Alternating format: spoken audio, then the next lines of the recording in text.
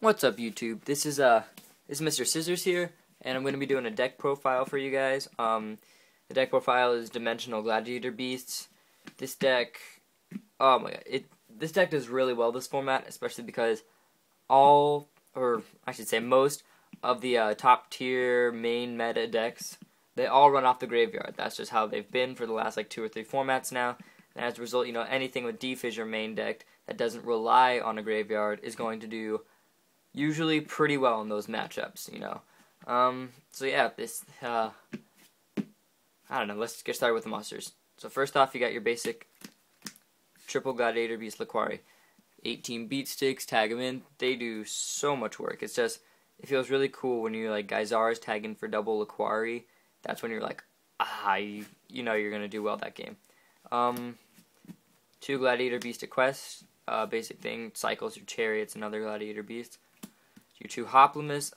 Some people run 1. I can understand why, but personally I like 2 because I know everybody says it, but it really does help when they think they get rid of one Hoplimus and then they hit into another one. They take damage and you get a free tag out. It's I don't know. I think I like 2 for right now. 2 Thunder King Rai-Oh, just basic control for this game. It's you guys know what Rai-Oh does. It helps out. 1 Retiari, just really helps out this format. 1 Darius, I'm not really sure about him anymore. I kind of want to run none of them, but whatever. 1 Murmillo, and 1 Bestiari, Best Gladiator Beast. And last but not least, Neospatian Ground Mole. This card wins games. He puts in so much work. The main problem with Gladiator Beast is sometimes if your opponent gets out a monster that you can't get over on your own turn, or if you just can't get over it in general, then the entire deck has a hard time. It almost, in a way, kind of shuts down. The entire deck has a hard time functioning around that. And this guy just really helps, bounce your monster, and then you get everything back on track, and you can just, resume your normal attacks and tag outs and everything. But yeah. Spells, you got your basic 2 Forbidden Lance. One of the best techs in the game for this deck is just, say you get hit by a Mirror Force, you get hit by a Dark Hold, you get hit by a D-Prison, any spell or trap, you can lance your own monster, and they'll be safe for that turn from spells or traps. Or on the counter, if your opponent attacks you during damage step, you can lance them, and your Gladiator Beast it gets over them, and you get a free tag out.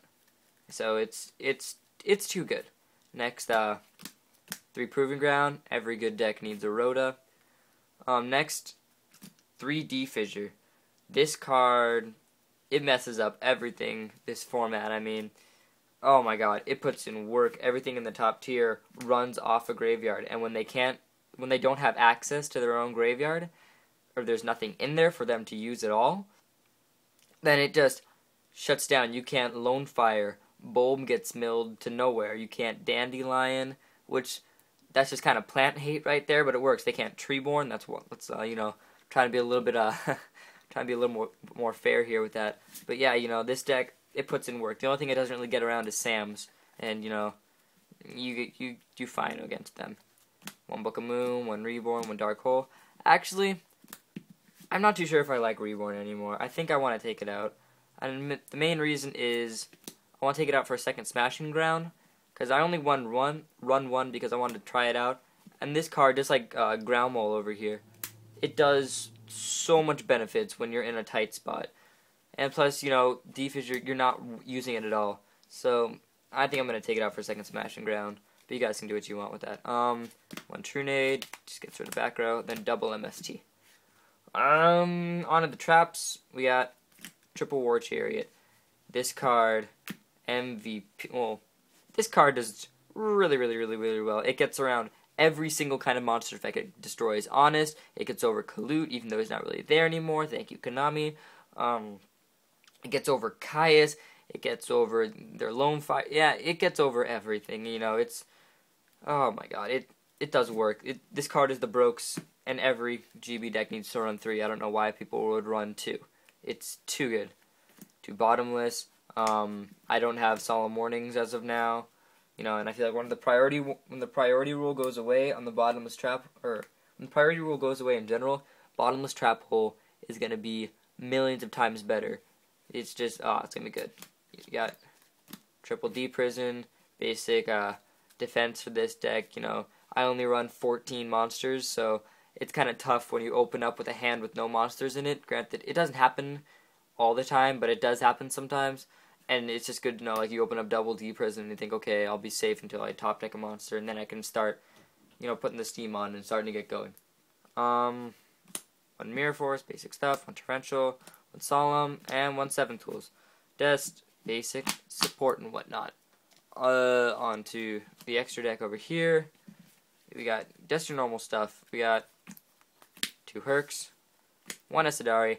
I don't like 2. I don't go into him that much. He's only there, really, if I tag in for 2 GBs that I don't want to stay on the field for fear of them being destroyed on their own, which in that case I'm best, I guess I kind of deserve it because that was a bad move, makes me a bad player, but whatever.